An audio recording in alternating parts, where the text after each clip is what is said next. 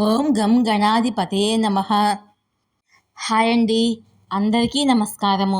మనం ఈరోజు ఈ వీడియోలో పాల్గొన మాసం యొక్క విశిష్టత ఏమిటి, పాల్గొన మాసం ఎప్పటి నుంచి ప్రారంభమవుతుంది, పాల్గొన మాసంలో మనం ఏ దేవుణ్ణి పూజించాలి అనే విషయాల గురించి మనం ఈరోజు ఈ వీడియోలో తెలుసుకుందాం.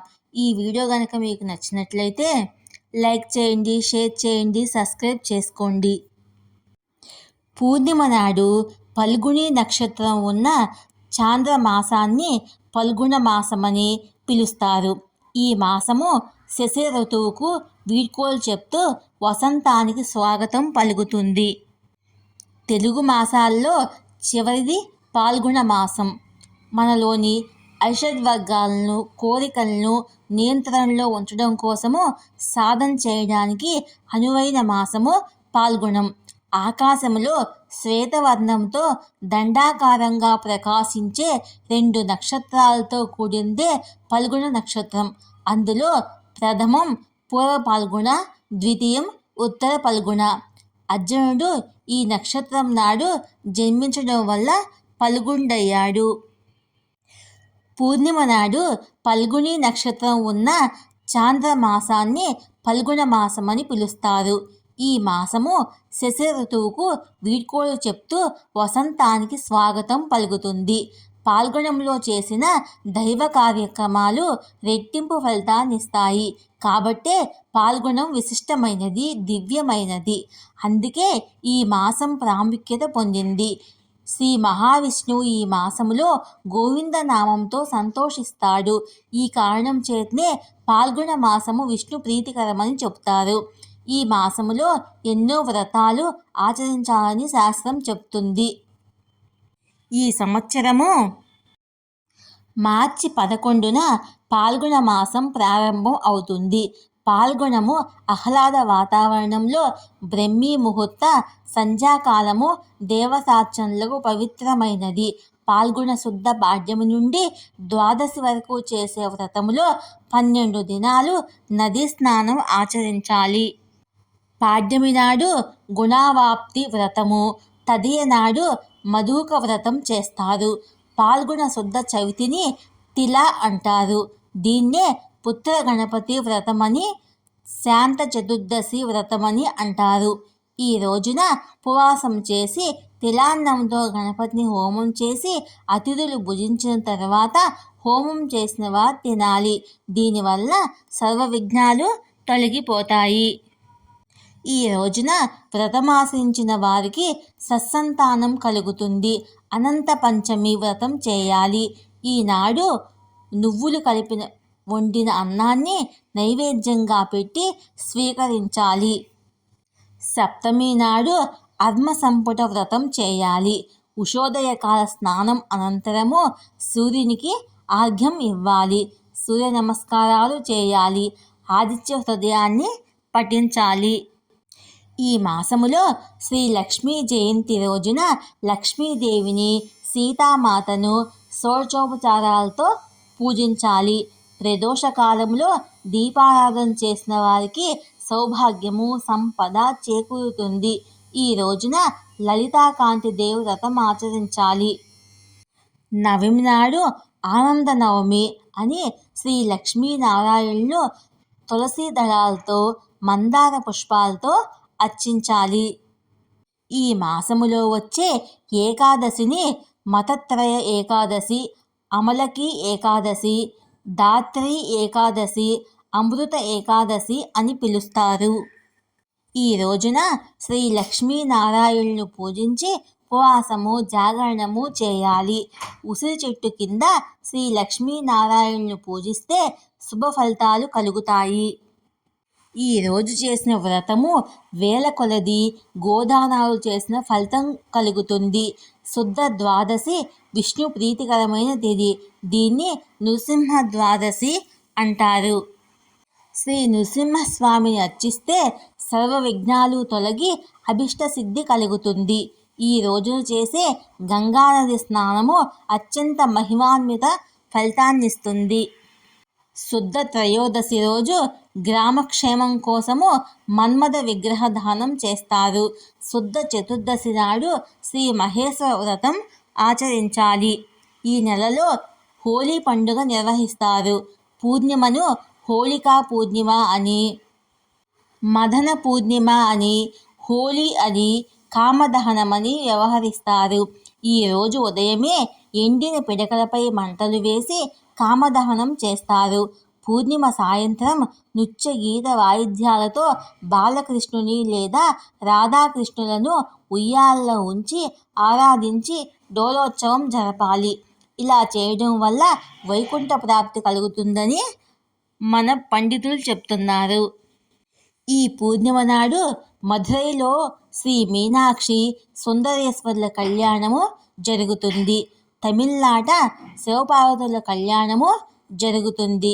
ఈరోజు ఉదయాన్నే అభ్యంగ స్నానమాచరించి గోమయంతో అలికి ఇంటి ప్రాంగణములో తెల్లటి వస్త్రాన్ని ఆసనముగా చేసుకొని తూర్పుముఖంగా కూర్చొని ఒక ముత్తైదువుచే వందన తిలకం, నీరాజనం పొంది కొత్త చందనంతో కూడిన మామిడి పువ్వులను భక్షించడం వల్ల అభిష్ట సిద్ధి కలుగుతుందని శాస్త్రవచనము. బహుళ ఏకాదశిని విజయ ఏకాదశి, పాప విమోచన ఏకాదశి అని అంటారు. ఈ రోజున శ్రీ లక్ష్మీనారాయణులను అర్చించి ఉపవాసం ఉండి నియమానుసారము ఏకాదశి వ్రతం ఆచరిస్తే శుభ ఫలితాలు కలుగుతాయి.